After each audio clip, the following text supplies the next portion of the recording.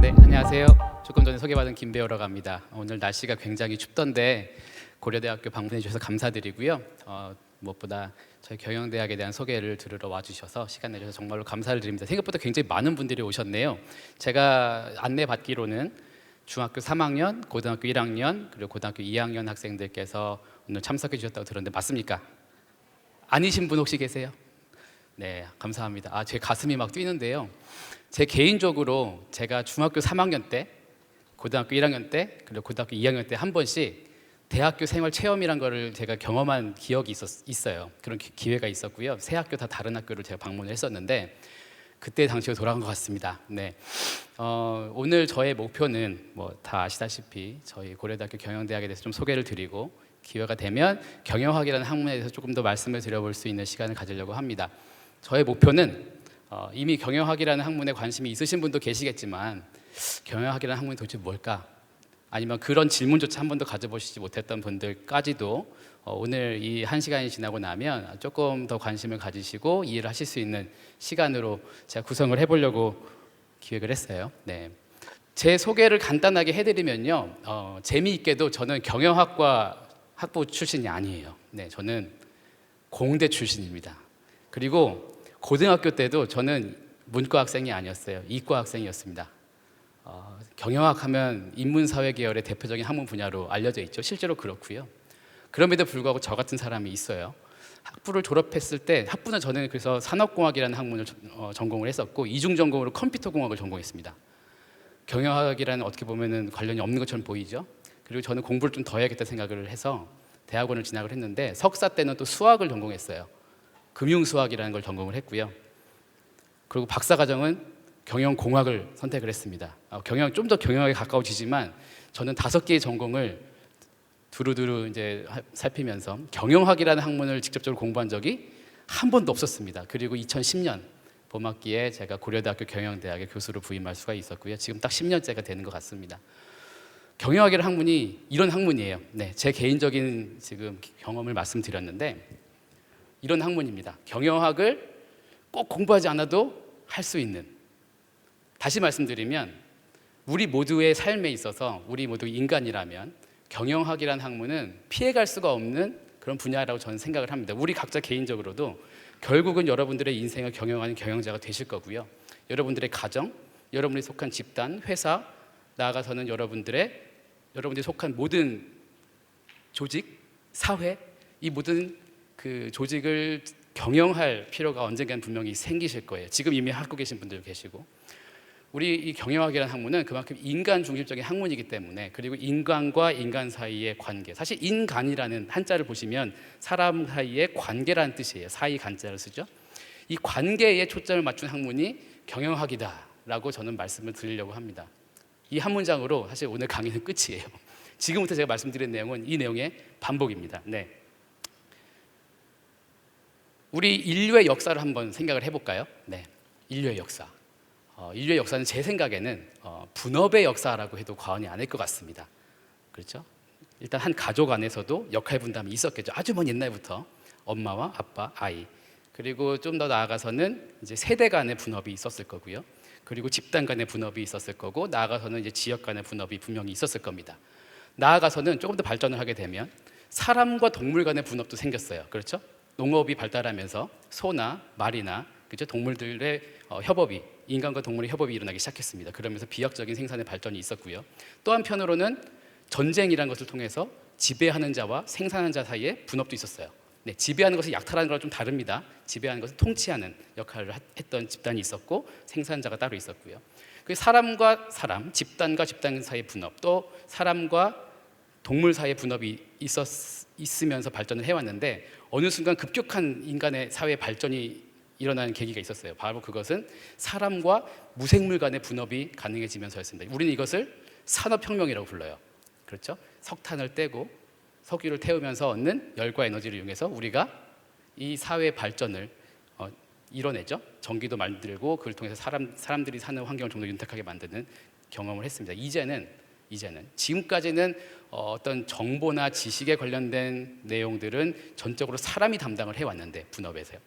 이제는 더 이상 그런 세대가 아니에요. 4차 산업혁명 시대라고 이제 많이들 들어보셨을 텐데, 이제는 기계가 지식을 가공하고 지식을 처리하고 정보를 처리하는 일까지도 담당을 하게 되었고요. 이제는 기계한테 사람이 바둑을 지는 일까지 벌어지게 되었어요. 네. 결국 그럼에도 불구하고 그 한 축에는 여전히 인간이라는 존재가 자리 잡고 있습니다. 이 사회에는 우리가 일단 인간이니까요. 그렇죠? 경영학이라는 학문은 바로 인간 중심의 학문이라고 저는 말씀드릴 수 있습니다. 특히 이 관계지향적인 학문이다라고 말씀드릴 수 있고요. 경영학의 세부 분야가 여러 가지 있지만 그 중에 두 가지 축인 조직행동 그리고 기업전략을 생각해 보면 결국 이 조직 내에서의 인간, 개인으로서의 인간의 행동 양식의 변화, 그리고 철학적인 부분, 그리고 사회학적인 부분, 심리학적인 부분들을 포괄하는 개념이 이 경영학이라고 저는 말씀드릴 수 있을 것 같고요. 또 하나는 우리 인간은, 제가 역사를 말씀드린 이유는 과거를 통해서 미래를 반추할 수 있는 존재이지만 결국 우리에게 중요한 것은 미래입니다. 그렇죠? 현실, 우리가 있는 현실과 우리가 지나온 과거를 바탕으로 해서 미래를 정확하게 예측하고 우리가 원하는 바를 이뤄내기 위해서는 전략이 필요해요. 우리의 개인적인 전략뿐만 아니라 이 조직, 나아가서는 기업 레벨에서의 전략이 필요한데 이것이 바로 기업 전략이라는 부분입니다. 네. 또한 아까 말씀드렸다시피 이 경영학이라는 학문은 융합적인 학문이에요. 특히 최근에 일어난 4차 산업혁명 시대에 접어들면서 갖가지 기술들, 오전에 통계학 수업 들으셨죠? 통계학 강의 들으셨죠? 그리고 공학에 관련된 강의들도 있을 텐데 이런 기술들, 지식 집약적인 요소들을 융합시킬 수 있는 학문, 네, 상호 보완적인 학문 분야이기도 합니다. 오케스트라 관심 있으신 분 계세요? 오케스트라의 각 악기들을 연주하는 연주자들이 있죠. 하지만 연주는 하지 않지만 굉장히 중요한 역할을 하는 사람이 한 명 더 있습니다. 누군지 아시나요? 지휘자죠. 오케스트라의 지휘자 역할을 할 수 있는, 해야만 하는 학문 분야가 어느 학문 분야냐 하면은 저는 단호히 경영학이라고 말씀드릴 수 있습니다. 경영학을 제대로 이해하시려면요, 오케스트라의 지휘자가 각 악기를 각 연주자만큼 제대로 연주를 못할지라도 어느 정도는 이해를 해야 되고 연주를 제대로 하고 있는지 못하고 있는 정도는 판단을 할 수 있어야겠죠. 그리고 각 연주자들과 의사소통을 원활하게 할 수 있어야겠죠. 그렇죠? 마찬가지로 경영학을 제대로 공부하시려는 분들은 각 요소의 학문 분야들에 대한 기본적인 이해가 반드시 있으셔야 할 거고요. 네, 그럼 그 각 전공자들과의 의사소통력도 분명히 있으셔야 될 겁니다. 네, 관계지향적이다, 미래지향적이다, 상호보완적이다. 이 세 가지 특징이 경영학이 다른 학문 분야와 가장 커다란 차이점을 갖는 세 가지 요소다라고 저는 말씀드릴 수 있을 것 같아요. 네, 조금 지루한가요? 제 얘기를 조금 다시 해볼까요? 가장 개인적인 것이, 가장 보편적인 이야기가 있듯이 잠이 솔솔 올 때는 제 얘기를 하면 좀 재미가 있어지더라고요. 제가 중학교 3학년 때 저는 나는 수학을 좋아하고 좀 수학을 잘하는 것 같고 과학 쪽에도 흥미가 있는 것 같아서 저는 이과를 선택을 했어요. 그리고 고등학교에 갔습니다. 공부는 재미있었어요. 하지만 저에게는 굉장히 커다란 진로에 관련된 고민이 있었어요. 제 고민은 뭐였냐면 나는 과연 무엇을 확실하게 잘하는 분야가 무엇일까? 네. 수학도 물론 재미가 있었어요. 저는 수포자가 아니었습니다. 수학을 어느 정도 좋아했고 또 잘한다고 생각을 했어요. 그런데 보면 넘사벽인 친구가 분명히 있었어요. 저는 수학 천재가 아닌 것은 금방 알 수 있었습니다. 문학 시간 재미있었어요. 예, 문학 시간에 졸립지는 않았어요. 그런데 새로운 시를 처음 보고서 이 시적 화자가 무엇을 의미하는 것인지 바로 알아차리기는 쉽지 않았어요. 저는 문학 천재는 아니었어요. 하지만 선생님께서 설명을 해주시는 설명이 재미있었고 그 설명을 들은 다음에는 그 문학 작품을 읽는 것이 훨씬 더 재미있었습니다. 영어를 제가 또 그렇다고 뭐 네이티브처럼 잘하는 것도 아니었어요. 영어를 굉장히 잘하는 친구들도 주변에 있었지만 재미는 있었어요. 그러니까 저는 저의 고민은 이거였던 거예요. 딱히 뭐 재미없거나 포기할 그 분야는 없었지만, 과목 없었지만 다 재미있었어요. 저는 미술 시간도 재미있었고 음악 시간도 재미있었지만 나의 전공을 뭐 하나를 잡아야겠다라고 생각할 만큼 특출나게 잘하는 게 없었던 것 같았어요. 그때는 나는 수학과에 갈 실력은 안 되는 것 같고 물리학과에 갈 실력도 안 되는 것 같고, 그렇다고 인문계열로 가기에는 나는 수학 과학이 재미있는 것 같고, 혹시 이 중에 저 비슷한 고민을 하시는 분이 계신지 모르겠습니다. 뭐 내가 이미 무엇을 전공할지 너무 명확하게 아시는 분은 행운하세요. 네, 그 길로 쭉 가시면 됩니다. 그럼에도 불구하고 경영학이라는 학문은 한 번쯤 관심을 가져볼 만한 학문이라고 말씀을 드릴 수 있고요. 만약에 예전에 저처럼 제 모습처럼 나는 다 두루두루 재미는 있고 흥미는 있지만 딱히 뭐 하나 특출나게 잘하는 건 없는 것 같다. 그게 여러분이 특출나게 잘하는 거세요. 그런 분이 있다면 경영학이 딱입니다. 네, 경영학을 한번 생각해 보세요. 여러분은 경영학을 특출나게 잘할 수 있는 분일 가능성이 매우 높습니다. 네, 저는 그것을 박사학위가 끝날 때쯤에서야 알았어요. 네, 아무도 저에게 설명해 준 사람이 없었습니다. 한번 들어보시죠. 네, 경영학은 누구에게 맞는 학문인가? 제가 한번 생각을 해보고 적어본 겁니다.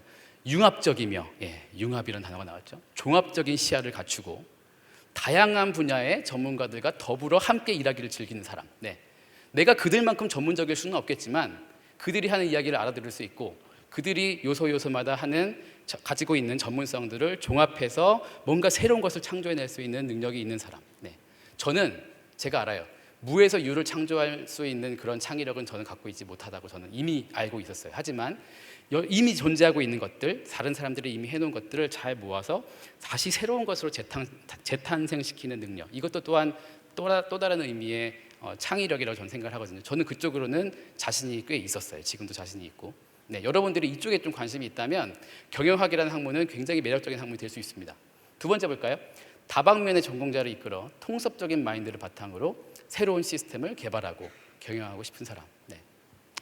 저는요, 제가 아까 학부 때 산업공학이라는 학문을 전공하면서 컴퓨터공학을 이중 전공했다고 말씀드렸잖아요. 저는 그 이중 전공을 해야겠다고 결심한 게 대학교 아마 2학년 여름방학 때쯤이었던 것 같은데 저는 그때만 해도 제 자신이 컴맹이라고 생각했어요. 그런데 어떻게 컴퓨터공학을 이중 전공하려는 생각을 했느냐? 네, 컴퓨터를 꼭 잘해서가 아니에요. 어느 정도는 해야겠다고 생각을 했어요. 그리고 프로그래밍이라는 것을 좀 배우면서 고생은 했지만 이것이 또 나름 재미있다는 걸 알게 되었어요. 예, 잘하는 것보다 중요한 것은 재미있는 거예요. 사실 잘하려면 재미있어야 되거든요. 네, 이제 여러분들이 이제 고등학교를 졸업하고 대학교에 진입하고 학부를 졸업할 때쯤 되면 어느 정도 기본 우리 사회에서 필요로 하는 지식들은 대부분 기본 지식들은 다 갖추게 될 겁니다. 그 다음부터 더 공부하려는 분들은 그 이상의 공부는 사실 우리 삶에 꼭 필요 없을 수도 있는 거예요. 없어도 당장은 우리의 큰 불편함을 느끼지 않을 수도 있는 지식일 텐데 그런 것들을 굳이 만약에 하려는 마음이 있다는 여러분들의 마음이 있다면 그게 재미있기 때문일 겁니다. 네, 그 재미있음이란 게 없으면 굉장히 힘들고 고된 과정이 될 거라고 생각을 해요. 네. 어쨌든 반복적으로 나온 단어들이 있죠. 융합적, 종합적, 통섭적, 그리고 다른 사람들과 더불어, 그렇죠. 세 번째 한번 볼까요? 기업의 경영자나 정부 관료의 역할을 수행하며 미래형 전략 또는 정책을 기획하고 이끌고 싶은 사람. 네. 대표적인 융합형 인재가 이 분야에 필요로 하는 인재라고 저는 생각을 합니다. 네. 경영학이라는 학문은요. 그래서 뭐냐? 굉장히 말씀드리기가 딱히 집어서 말씀드리기는 어려워요. 하지만 그 어떤 곳에서도 그 어떤 시대에서도 항상 우리에게 필요했고 지금도 그렇고 앞으로도 그럴 학문이다라는 점을 저는 반드시 말씀을 드리고 싶습니다. 네, 제 자신이 그런 삶을 살아왔던 것 같아요. 자, 미래지향적 T자형 인재. T자형 인재라는 말씀 혹시 들어본 적 있으세요? 네, 아시는 분도 있으실 거예요. 제가 만들어낸 단어는 아니기 때문에. 자, 일단 인재. 우리 모두는 인재가 되고 싶어 해요. 여러분들은 이미 인재입니다. 인재라는 단어를 제가 사전에서 한번 찾아봤어요. 국어사전. 뛰어난 학식과 능력이 있는 사람. 네, 여러분들이 이 자리에 있다는 것 자체만으로도 여러분은 인재예요. 그렇죠? 이 추운 날 점심도 먹고 피곤하고 할 일도 많은데 굳이 여기에 와서 저를 바라보고 계신 여러분들은요, 네, 무엇을 생각하고 있냐면 미래를 생각하고 계신 거예요. 조금 더 나에게 나은 미래가 이 한 시간을 이렇게 보내고 나면 있지 않을까 하는 기대가 있지 않고서는 굳이 이 자리에 오실 이유가 없는 거죠. 네, 여러분들은 그리고 대학교에 와서 학문에 대한 이야기를 듣고 계신다는 것 자체가 여러분들이 이미 인재라는 뜻입니다. 네, 그런데 시대별로 이 사회가 요구하는 인재형이 조금씩 달라져 왔어요. 아주 먼 옛날에는요, 한자형, 그 한일자형 인재, 박학다식형 누가 있죠? 이런 사람 좀 생각나는 사람 있나요? 우리나라에도 있고 외국에도 있었어요. 아주 먼 옛날 아르키메데스라는 사람이 있었죠. 철학자이면서도 과학자. 그렇죠. 또 누구죠? 네, 맞아요. 레오나르도 다빈치라는 사람은 미술가이기도 했고 의사이기도 했고 수학자이기도 했고 과학자이기도 했고 못하는 게 없었어요. 그렇죠? 우리나라에도 있었습니다. 정약용이라는 선생님은 그렇죠? 문학가이기도 했고 철학가이기도 했고 뭐 과학자이기도 했고 하여튼 예전에는요 박학다식하고 모르는 게 없는 사람들을 인재라고 했어요. 네, 우리 박사라고 하잖아요. 박사의 박자가 넓을 박자예요. 네, 넓게 많이 아는 것을 우리는 중요한 학식이 있는 뛰어난 학식과 능력이 있는 사람이라고 인정을 했었습니다. 제너럴리스트라고 부르죠. 하지만 사회가 발전하면서 인간의 능력으로는 모든 것을 다 섭렵하기가 점점 힘들어지기 시작했습니다. 네, 그래서 이제는 근래에 이르러서는 어떤 한 분야에 대한 전문성이 있는 사람을 인재라고 해서 우리 사회가 요구하기 시작을 했어요. 네, 수학자, 물리학자, 공학자, 그렇죠? 나 다른 건 몰라도 괜찮았어요. 내가 할 수 있는, 내가 전공하려고 하는 분야에 대한 전문적인 지식이 단 하나라도 있으면 충분히 인재로 대우를 받을 수 있었습니다. 네, 근래형 인재, 스페셜리스트입니다.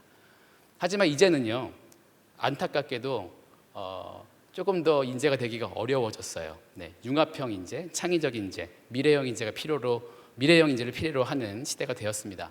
예, T자형 인재는 딱 보면 아시겠죠? 이제 과거형 인재와 근래형 인재의 융합입니다. 네, 이제는 많은 것을 알아야 되기도 하지만 동시에 자기 전문 분야가 적어도 하나는 있어서 전문성도 갖출 수 있어야 되는, 그렇죠? 내 전문성도 갖추고 있으면서 다른 많은 사람들과 의사소통을 할 수 있는 능력이 필요한, 그렇죠? 미래형 인재가 바로 T자형 인재입니다. 그래서 우리 경영대학은요, 꼭 고려대학교 경영대학이 아니더라도 경영대학이란 곳은 T자형 인재를 양성하는 곳이다라고 이해하시면 될 것 같아요. 네.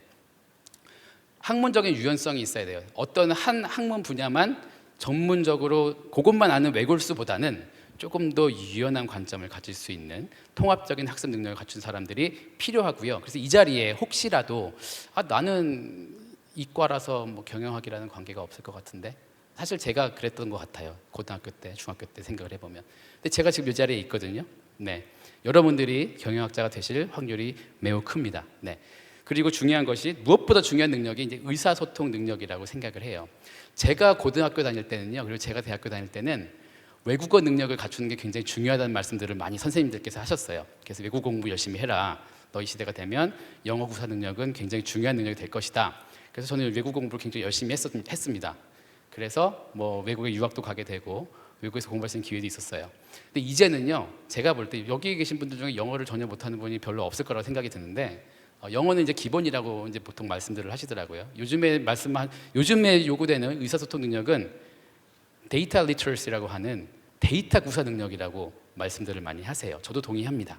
이제는 데이터 시대가 되었어요. 빅데이터의 시대. 네, 통계학 말씀 들으셨죠? 네, 제가 굳이 자세하게 설명 안 드려도 되겠지만, 이제는 수많은 데이터들을 뭐 소위 말하는 빵가루를, 사람들이 흘리는 빵가루로 표현을 하던데, 잘 모아서 이것을 지식으로, knowledge로, information, 정보로 가고갈 수 있는 능력, 그리고 그것을 통해서 다른 사람들과 지식을 전달하고 받고 주고받을 수 있는 능력이 무엇보다 중요한 시대가 되었습니다. 네, 데이터 구사 능력이 굉장히 중요하다. 예, 여전히 저는 이것도 의사소통 능력의 하나라고 생각을 합니다. 네, 우리는 경영을 할 거예요. 예, 경영학을 전공한 사람들은 경영자가 될 겁니다. 어디서든. 네, 사회적인 지도자가 될 거예요. 리더가 될 겁니다. 네, 그렇기 때문에 사회적인 윤리의식, 책임의식이 반드시 필요할 겁니다. 이것은 내 자신만을 위한 윤리의식이 아니라 이 사회를 향한 윤리의식이 될 거예요. 이 부분도 우리 경영에서는 굉장히 중요한 부분이고요. 또한 말씀드렸다시피 T자형, 이제 어디에 뿌리를 내려서 이제 내려가야겠죠. 네, 어느 한 분야는 또 하나 전문성도 가지고 있는, 심도 있는 지식도 필요합니다. 이런 미래지향적 T자형 인재를 우리 경영대학에서는 양성을 하려고 한다라는 점을 말씀을 드리려고 해요. 네, 저희 고려대학교 경영대의 비전입니다. 네, 고려대학교 엠블럼이고요. 저희 경영대학 마크입니다. 네, 미션을 보시면 딱 눈에 들어오죠. 비즈니스, 당연하죠. 네, 저희 비즈니스가 키워드입니다. 하지만 나 자신만을 위한 게 아니라 우리 사회를 위한 윤리의식과 책임의식을 강조하는 Business for Society, Inspiring Next Leaders. 그냥 리더가 아니고 Next Leader, 미래지향적 T자형 인재를 양성하는 곳이에요. 네. 요건 제가 일부러 가져왔습니다. 네, 보시죠. 저희 고려대학교 경영대학은 학부 재학생 남녀 비율이 가히 이상적이라고 할 수 있습니다. 예, 여학생이 조금 더 최근에 많아졌지만 이런 곳이 생각보다 많지 않아요. 저는 지금까지 살면서 이런 집단에 속해 있었던 본 적이 그리 많지 않아요. 예. 그런데 제가 경험을 해보니까 저는 극단적인 남초 집단에 굉장히 오랫동안 있었고 아주 잠깐이나마 극단적인 요초 집단에서 잠깐 있어봤어요. 둘 다 별로 행복하지 않더라고요. 여러분들은 인생의 가장 아름답고 즐겁고 행복하고 또 중요한 시기를 만약에 고려대학교 경영대학에서 보낸다면 아주 이상적인 그리고 흔치 않은 기회에 성비가 맞는 집단 속에서 경험을 하실 수가 있을 겁니다. 여러분의 생활을 하실 수가 있을 거예요. 네, 이 부분은 반드시 말씀드리고 싶었고요. 경영학은 사실 여러 가지 세부 전공 분야가 있습니다. 네, 요거 조금 지루할 수도 있는데 간단하게 한번 설명을 드려볼게요. 일단 인간 중심의 학문이라고 제가 말씀드렸죠. 인간 중심, 그 중에서도 이제 경영에 관련된 학문, 가장 인간 중심적인 세부 분야가 이 경영 관리라는 분야인데요. 네, 사람에 관련된 주제를 다루는 분야. 예를 들면 조직 행동론, 아까 말씀드렸죠.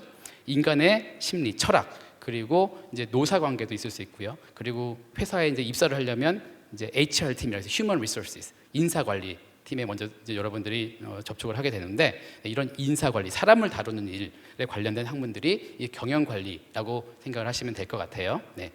국제 경영은요, 우리 고려대학교 경영대학은 역사가 있어요. 경영대학, 지금은 경영대학 안에 경영학과라고 해서 단일학과 체제로 유지가 되고 있지만 불과 얼마 전, 몇십 년 전만, 한 10여 년 전만 해도 경영대학 안에 두 개의 학과가 있었습니다. 경영학과 그리고 무역학과가 있었어요.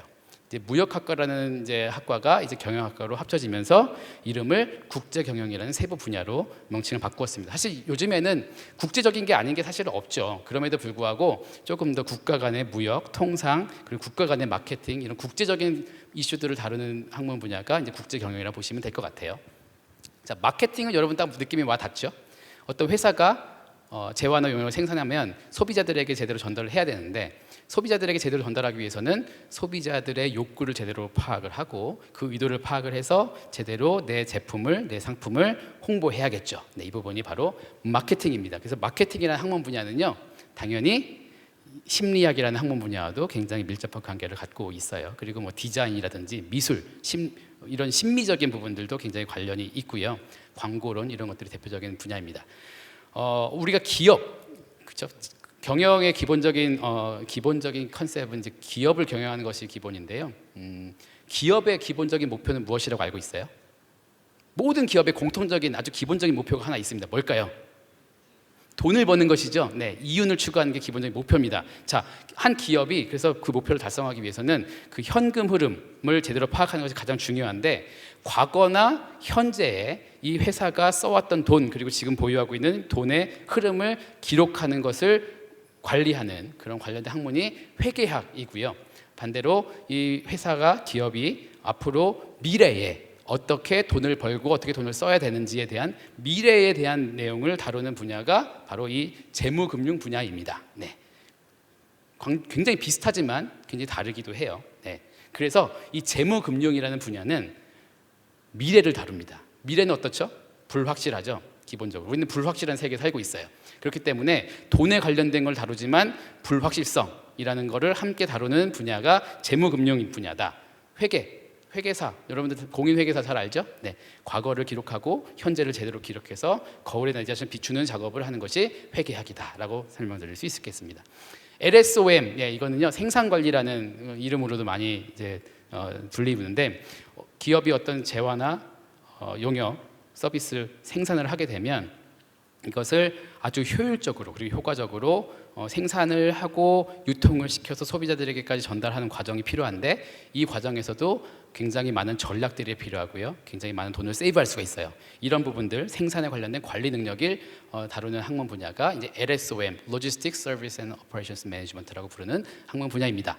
그리고 우리 인간은요, 인간과 인간 사이에 사람과 사람 사이에 같이 일을 하려면 당연히 의사소통을 해야 되고 정보를 전달하고 서로 주고받아야 되는데 이 정보에 관련된 관리를 다루는 학문이 바로 MIS라고 부르는 경영정보 시스템이라는 학문 분야입니다. 네, 이 분야도 굉장히 중요한 경영의 학문 분야고요. 이 비즈니스 애널리틱스라고 하는 분야는 사실은 2019년도까지는 고려대 경영대에 없었어요. 네, 2020년도부터 새로 생긴 전공 분야입니다. 이 분야는 뭐냐면요, 이제 4차 산업혁명이 시작되면서 디지털 트랜스포메이션이라는 분야가 새롭게 각광을 받게 되었고요. 통계학, 공학, 그리고 이제 뭐 우리가 흔히 말하는 수학, 굉장히 다양한 이공 계열의 학문 분야들을 급속도로 흡수할 필요가 있겠다는 판단이 들기 시작을 했어요. 네, 그래서 이쪽 분야에 관련된 애널리틱스 분석 틀이라고 하는 비즈니스에 관련된 분석 틀을 다루는 학문 분야를 새롭게 신설을 해서 운영을 하고 있습니다. 네, 자, 저는 어느 분야에 속해 있을까요? 아까 조금 힌트를 드렸는데, 네, 아직 말씀을 안 드렸다고요? 상당히 말씀을 안 드렸죠. 네, 제가 석사 때 금융수학이라는 걸 공부했다고 했었죠. 네, 저는 재무금융 분야에 들어 있어요. 네, 이 다음부터 제가 준비한 그 슬라이드는 여러분들 책자에도 나와 있는데요. 저희 고려대학교 경영대학에 관련된 홍보 내용이에요. 제가 시간이 지금 30분이 지나서 이 부분은 제가 굳이 제 입으로 말씀드리지 않고 조금 낯이 간지럽기도 하고 해서요. 네, 이 부분은 여러분들께서 자료를 한번 참고를 해주시면 될 것 같습니다. 제가 말씀드릴 수 있는 내용은요, 이 부분이에요. 강조하고 싶은 내용은 요겁니다. 네, 우리 경영대학은 아까 동영상도 보셨겠지만 우리나라 국내에서 최초로 설립된 경영대학입니다. 고려대학교 경영대학은. 그리고 또 하나는 다양한 지표에서 우리나라에서 넘버 원 1위를 차지하고 있는 최고의 경영대학이라고 저희는 자부하고 있습니다. 자, the first and the best 많이 들으셨죠? 한번 따라해 볼까요? 주무시는 분들도 계신데 the first and best. 네, 고려대학교 경영대학입니다. 네, 안 따라하셔도 괜찮아요. 네, 제가 지금부터는요, 제가 속해 있는 분야, 재무금융 분야 8개의 분야 중에 하나이지만 조금 더 심도 있게 설명을 한번 드려보려고 해요. 재무금융 분야는 도대체 무엇인가? 제가 설명 아까 드렸지만 그래도 저희 강의를 한번 체험해 보는 게 목적이라고 제가 들었습니다. 사실 지금까지는 강의라고 하기보다는 소개에 가까웠거든요. 한번 여러분들께서 재무금융 분야에 어떤 내용들이 있는지를 한번 체험해 보실 수 있게 제가 조금 준비를 해봤어요. 이 내용부터는 아마 책자에 없을 겁니다. 내용이 너무 많아져서 제가 저희 고려대학교 경영대학에 대한 내용만 책자로 배포해 드리도록 안내를 드렸어요. 자, 재무금융 분야에 대해서 한번 말씀드려보겠습니다. 재무금융, 영어로는 finance라고 하고요. 자, 이 단어를 들었을 때 딱 떠오르는 게 뭔가 하나 있나요? 뭐가 떠오르세요? 재무금융 하면 뭐가 떠오르세요? 한 단어로 돈. 맞습니다. 네, 저는 오늘 돈에 대해서 얘기를 할 거예요. 남은 30분 동안 돈에 대해서 공부하는 학문 분야. 네, 그렇죠. 돈에 대해서 자꾸 얘기하는 걸 우리는 흔히 뭐 이렇게 좀 경박스럽다, 점잖지 못하다라고 생각을 하게 되기도 하고요. 그런 말씀도 하시고 너무 돈 거리지 마라라고 하기도 하는데, 저는 이제부터는 공개 강의라는 아주 고상한 포맷을 통해서 돈이라는 거에 대해서 한번 말씀을 드려보려고 합니다. 자, 그래서 돈이란, 네, 첫 번째 챕터는 돈이란. 다 아시죠? 사실은요. 돈이 뭔지 아시죠? 굳이 뭐 제가 지갑에서 꺼내서 보여드리지 않아도 10,000원짜리 지폐를 하나 꺼내서 보여드리면 이게 돈이다. 그렇죠? 이거 돈이 가지고 있는 가치는 거기 쓰여 있어요. 그렇죠? 객관적입니다. 근데 한번 이런 생각 해보신 적 있어요? 이거 사실은 그냥 종이잖아요. 이거 그냥 종이에요. 먹을 수도 없어요. 먹으면 배탈이 나겠죠. 먹어본 적은 없지만 굉장히 지저분하다고 알고 있어요. 예, 별로 위생적이지도 않습니다. 굳이 이게 뭐라고 이거를 고이 지갑에 넣어가지고, 그렇죠? 갖고 다니는지 생각해 보신 적 있으세요? 이 마이크는 굉장히 저에게 지금 유용한 역할을 하고 있죠. 하지만 제 지금 주머니에 있는 지갑에 있는 돈은 지금 아무런 전혀 역할을 하고 있지 못해요. 조금 더 무겁기만 하고, 그죠? 네, 뭐 많이 들어있지는 않지만 이 돈이란 게 과연 무엇이길래 우리가 이렇게 중요하게 생각을 하는가? 굉장히 아까 기업의 목표가 돈을 버는 것이라고 제가 말씀드렸지만 이게 뭔지 한번 근본적인 부분을 한번 파헤쳐 보도록 하겠습니다. 네, 돈 왜 필요할까요? 자, 우리가 사회를 이루고 살아가기 때문이라고 말씀드릴 수 있어요. 기본적으로 내가 모든 것을 소유할 수 없어요. 우리는 기본적으로 타인과 함께 뭔가를 끊임없이 교환하면서 살아가야만 합니다. 그렇죠? 교환 경제. 아주 옛날에는 직접 교환을 했어요. 교환 경제. 네, 예를 들어서 제가 여기 앉아 있는 학생이 메고 있는 가방이 굉장히 마음에 들어요. 이 학생은 예를 들어서 제가 입고 있는 이 가디건이 마음에 들어요. 바꾸는 거예요. 네, 서로 만족을 하겠죠. 네, 그런데 이런 일이 일어나는 것은 굉장히 행복한 경우예요. 대부분의 경우는 어떤 일이 발생하냐면, 저는 가방이 마음에 드는데 그래서 가방을 달라고 하고 싶은데 이 학생은 제가 갖고 있는 것 중에 마음에 드는 게 하나도 없어요. 가방을 줄 리가 없죠. 저는 이 가방을 가질 수가 없어요. 교환 경제에서 굉장히 어려운 점은 뭐냐면요, 네, 분업을 하려면 교환 경제가 반드시 필요한데, 교환 경제에서 어려운 점이 뭐냐면 나의 욕망과 타인의 욕망이 정확히 일치하는 이 욕망의 이중적 일치가 묘하게 맞아 떨어져야지만 교환이 일어날 수 있다. 네, 그렇기 때문에 분업이 굉장히 어려워진다. 이 사회가 복잡해질수록. 그래서 태어난 개념이 바로 돈이라는 개념입니다. 제가 돈을 가지고 있으면요, 가방에 갖고 싶어요.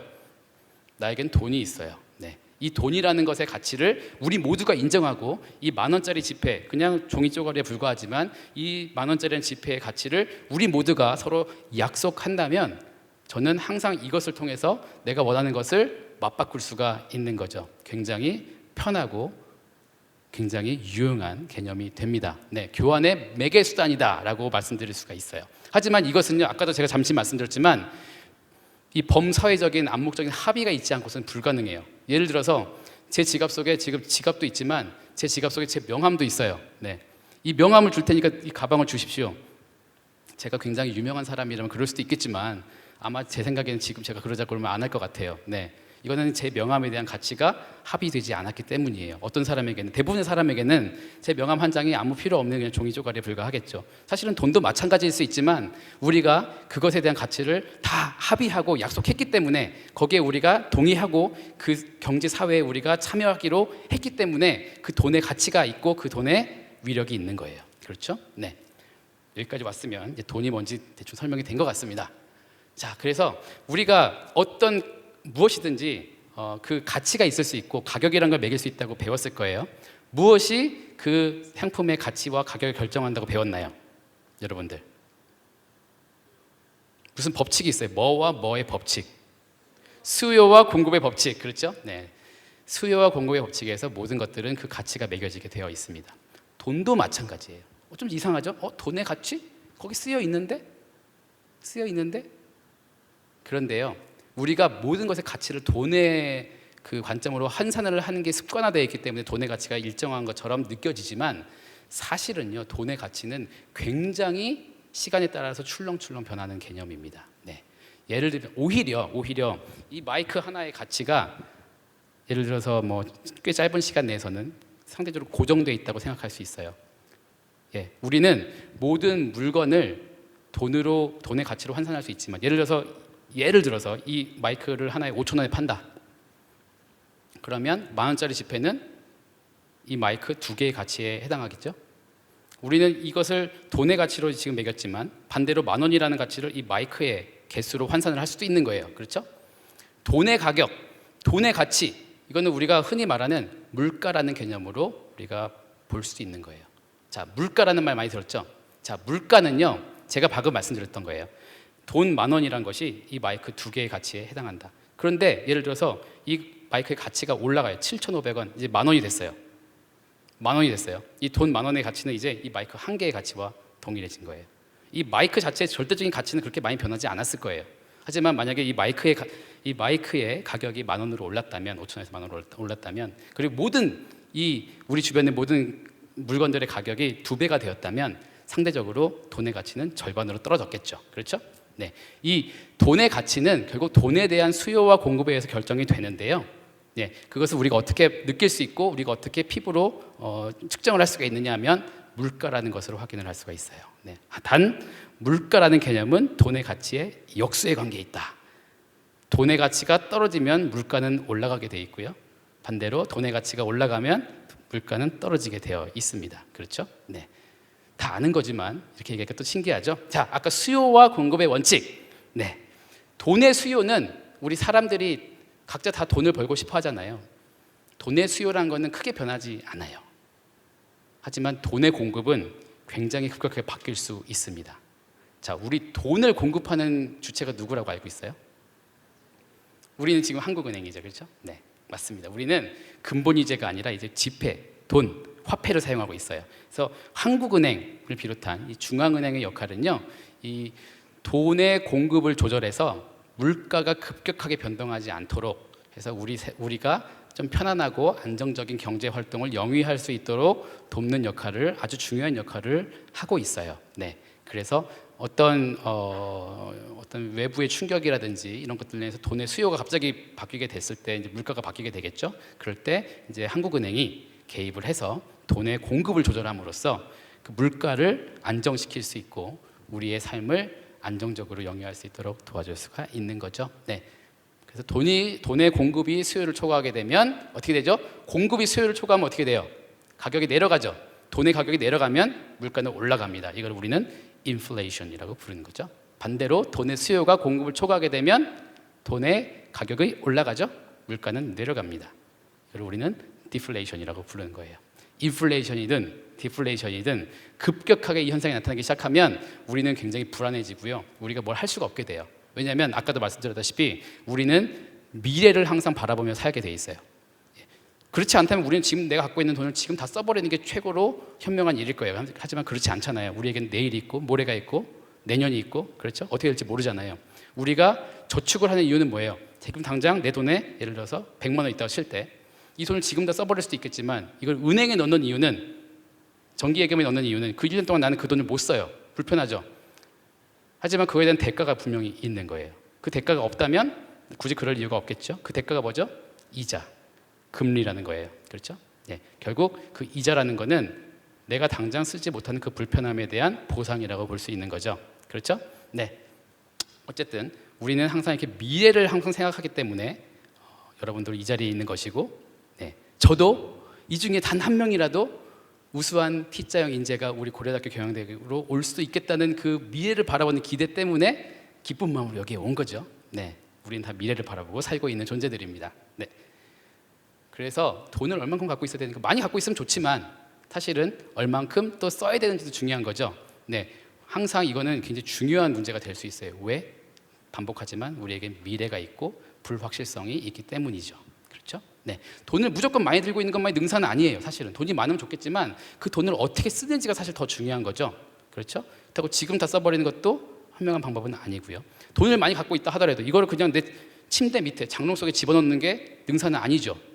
다양한 방법의 투자 전략이 있을 수 있어요. 네, 투자 전략이라는 건 조금 이따 시간이 허용되면 제가 말씀드릴 수 있겠지만 다양한 금융 상품들이 있고 다양한 증권 시장들이 있는데 그거는 결국 어떻게 분류할 수 있냐면 그 변동성이, 불확실성이 어느 정도이냐에 따라서 달라질 수 있어요. 그거에 따라서 그 금융 상품의 가격과 기대 수익률들이 다 달라져요. 그렇죠? 예를 들어서 아까 제가 정기예금이라는 표현을 썼는데요. 네, 정기예금 한번 생각해 볼까요? 1년 동안 제가 돈을 맡겨요. 나는 그 돈을 예금을 깨지 않을 거예요. 이 은행은 예를 들어서 아주 이상적인 은행이어서 망할 확률이 제로라고 가정을 해봅시다. 그럼 이 은행에서 보장하는 금리가 있죠. 예금 이자율, 그렇죠? 그 이자만큼 1년에 제가 돌려받을 수 있는 거죠. 원금과 함께. 예를 들어서 여러분이 똑같은 금액을 은행에 넣지 않고 저한테 빌려준다고 생각을 해보세요. 네, 오늘 처음 봤어요. 저 언제 다시 볼지도 몰라요. 똑같은 금액을 저한테 그냥 빌려줄 수 있나요? 아무나 안 빌려줘요. 예를 들어서 은행 금리가 예를 들어서 연 2%라고 해볼게요. 제가 2% 금리를 들을 테니까 저한테 100만 원 빌려주세요. 빌려주나요? 안 빌려주죠. 제가 10% 금리 드릴게요. 조금 고민을 하기 시작합니다. 아마 안 빌려주실 거예요. 제가 50% 드릴게요. 그럼 이제 슬슬 빌려주기 시작하겠다는 사람들이 나오기 시작할 겁니다. 결국 2%라는 은행에서 제공하는 무위험 이자율과 제가 예를 들어서 50%라 했을 때 그 차이, 48%의 차이는 결국 무엇이라고 설명할 수 있냐면 여러분들이 저를 믿지 못하는 저의 그 신용 위험을 여러분들 기꺼이 감수하는 상황에 대한 보상이 되는 거죠. 그렇죠? 상품별로 그 위험, 불확실성이 다 다른데요. 일반적으로 사람들은 불확실한 걸 싫어해요. 그러면 다른 조건이 같다면 그 가격은 내려가겠죠. 불확실성이 클수록. 그 얘기는 뭐냐면 기대 수익률은 높아진다는 거예요. 미래에 기대되는 현금 흐름의 할인, 그죠? 할인율로 할인한 것이 현재 가치잖아요. 현재 가치가 점점 낮아진다는 것은 기대 수익률은 점점 높아진다는 뜻이 돼요. 그래서 무위험 이자율과 그 위험 상품의 기대 수익률의 차이가 바로 위험에 대한 보상, 리스크 프리미엄이라는 개념입니다. 네, 이 정도까지 왔으면요, 여러분들은 대학교 한 2학년 정도가 이해하는 개념을 이미 이해한 거예요. 네, 투자론이라는 우리 재무금융을 선택한 여러분들의 선배들께서 선택한 선택 과목, 전공 선택 과목에서 굉장히 중요하게 배우는 리스크 리턴 트레이드오프라는 개념을 여러분들은 이미 이해를 하신 겁니다. 네, 체험이 좀 됐나요? 네, 그래서 우리는 효율적인 돈의 관리, 내 개인적으로도 그렇고 아까도 말씀드렸죠? 내 개인의 재무 상태를 내가 관리를 결국 해야 될 거고요. 우리 가정에 대한 재무 상태도 내가 관리를 해야 될 거고, 그렇죠? 우리 회사, 우리 조직 나가서 예를 들어서 내가 동아리의 어떤 장이다. 그럼 동아리에 어떤 그 기금도 있을 거잖아요. 이것도 관리를 해야 되잖아요. 우리는 항상 어떤 돈을 효과적으로 또 효율적으로 관리해야 되는 의무가 있는 거죠. 근데 이게 어려운 이유는 우리는 미래를 바라보기 때문에, 미래에는 불확실성이 있기 때문에. 그 불확실성이란 건 항상 그냥 피한다고 되는 건 아니에요. 내가 적극적으로 그거를 테이크하면 그에 대한 보상도 분명히 있어요. 리스크 프리미엄이라는 거는 시장에서 경쟁을 통해서 얻을 수 있는 보상이에요. 남들이 하기 싫은 거 하면 보상이 오잖아요. 여러분들 밤에 잠 안 자고 컴퓨터 게임 안 하고 유튜브 안 보고 공부 한 글자 더 하는 이유가 뭐예요? 거기에 대한 보상을 얻으려고 하는 거지, 그게 없다면 그럴 이유가 사실은 없어요. 우리는 다 보상으로 인한 인센티브를 쫓아가는 그런 존재예요.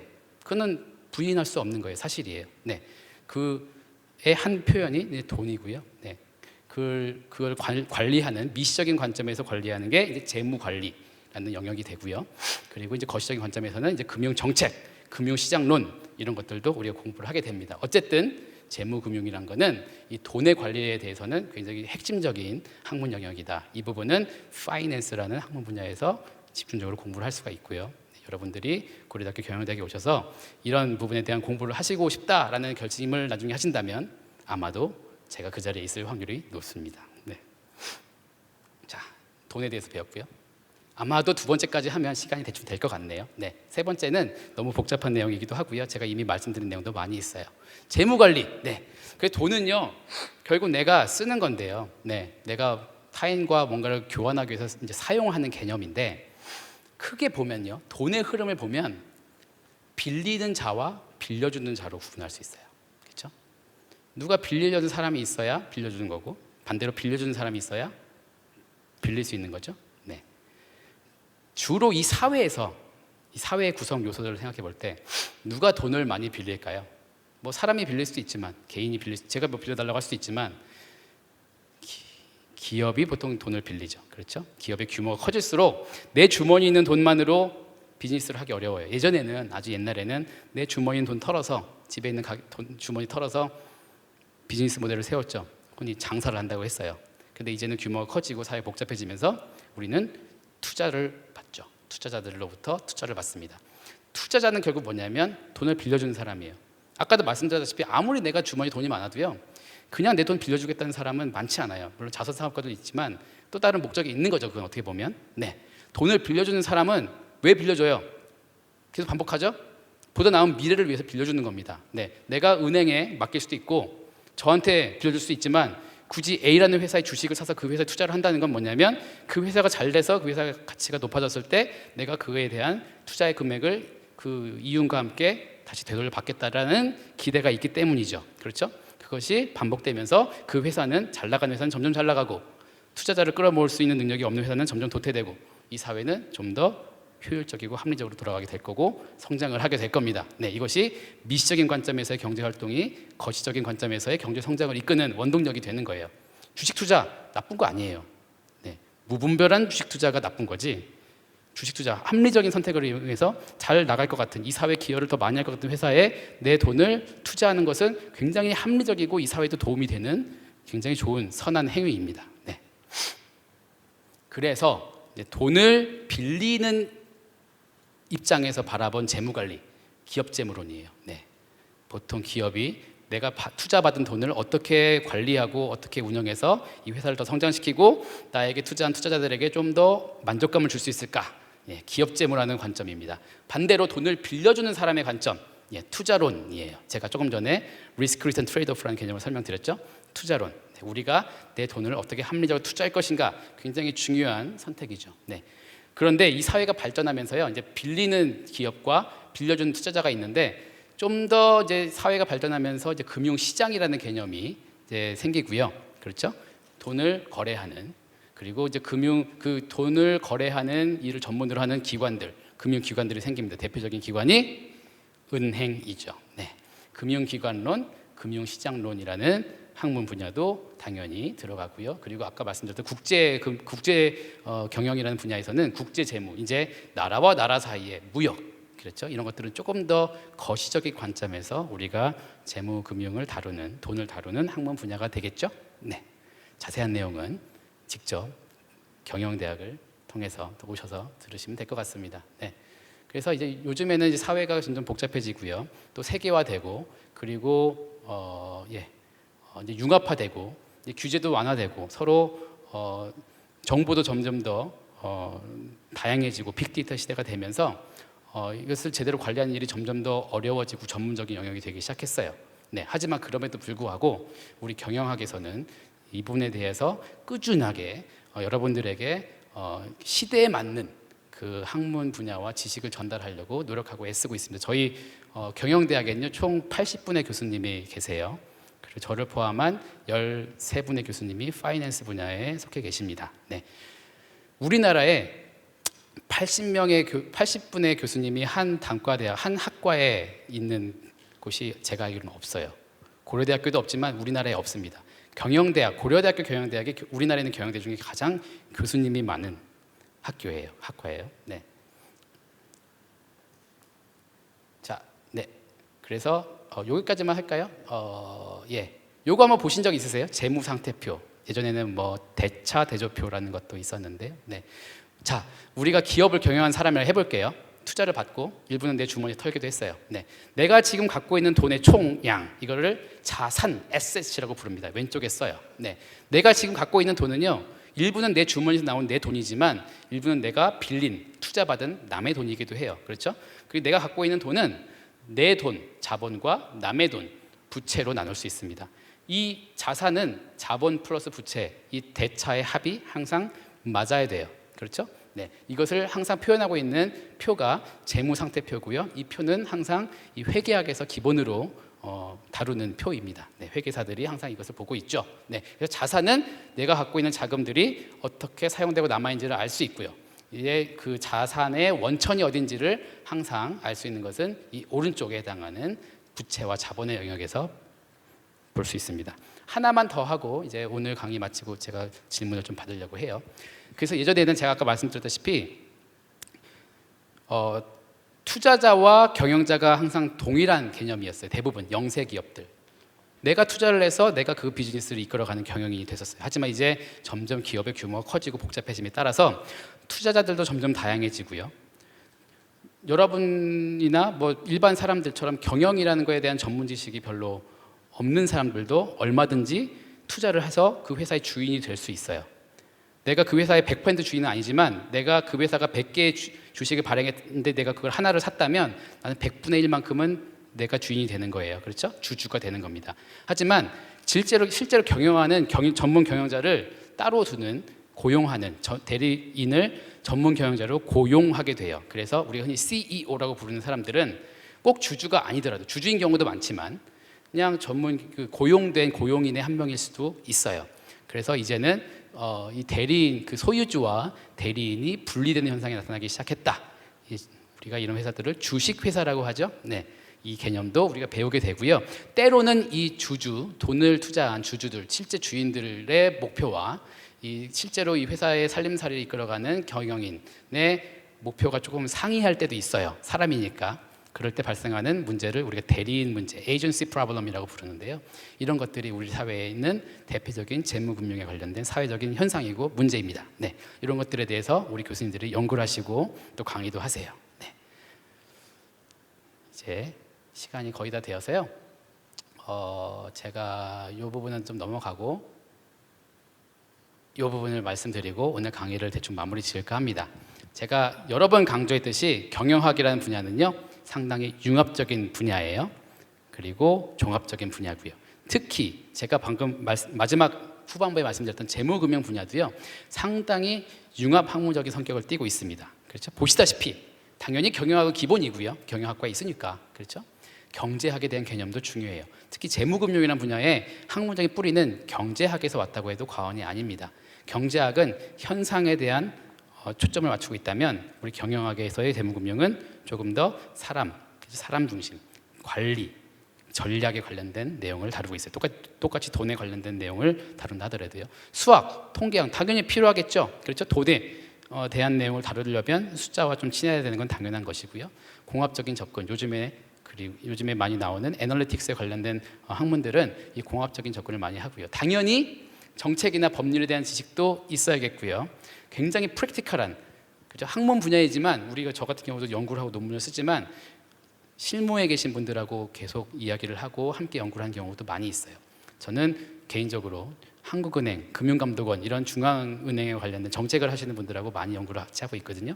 네, 그런 분들하고 같이 있다 보면 학교에만 있는 거랑은 조금 더 다른 것 같아요. 경영학의 또 다른 특징이라고 할 수 있을 것 같습니다. 네, 굉장히 사람들을 많이 만나야 되고 사람들을 좋아해야 되는 학문이다라고 말씀드릴 수가 있겠고요. 네, 제가 준비한 내용은 여기까지인데 혹시 오늘 내용 한 지금 5, 6분 정도 남은 것 같거든요.